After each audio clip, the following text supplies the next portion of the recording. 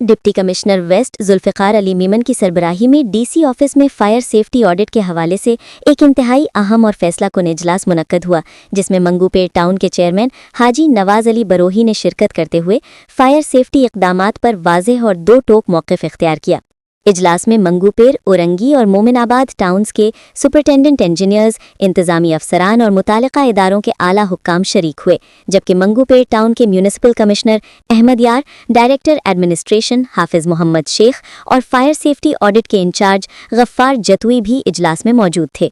इसके अलावा Sindh building control authority, fire brigade, rescue 1122, civil defence और दीगर मुतालिका इदारों के नुमाइंदगान ने भी इजलास में शिरकत की।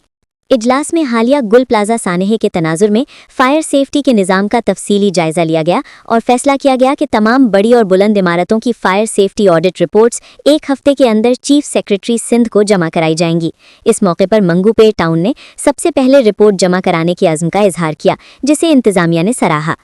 चेयरमैन मंगूपेट टाउन हाजी नवाज अली बरोही ने इजलास से खिताब करते हुए कहा कि गुल प्लाजा का सानहा हम सब के लिए एक सख्त वार्निंग है। आवाम की जान माल का तहफ़्फ़ुज़ अव्वलीन तरजीह है और फायर सेफ्टी के मामले में किसी किस्म की गफलत बर्दाश्त नहीं की जाएगी। उन्होंने कहा कि मंगूपेट टाउन में फायर सेफ्टी ऑडिट शफ़ाफ, जामे और अमली बुनियादों पर किया जाएगा और रिपोर्ट मुकर्ररा वक्त से पहले चीफ सेक्रेटरी सिंध को पेश की जाएगी। मजीद ये कि fire brigade, rescue 1122, civil defence और SBCA के ताउन से एक मुअस्सर फायर सेफ्टी मैकेनिज्म तश्कील दिया जा रहा है। इजलास के इख्तिताम पर इस बात पर इत्तिफाक किया गया कि गुल प्लाजा सानहे के बाद फायर सेफ्टी कवानीन पर सख्ती से अमल दरामद किया जाएगा और तमाम इदारे मुश्तरका हिकमत अमली के तहत काम करेंगे, ताकि मुस्तकबिल में किसी भी मुमकिना हादसे से कबल मुअस्सर रोकथाम यकीनी बनाई जा सके।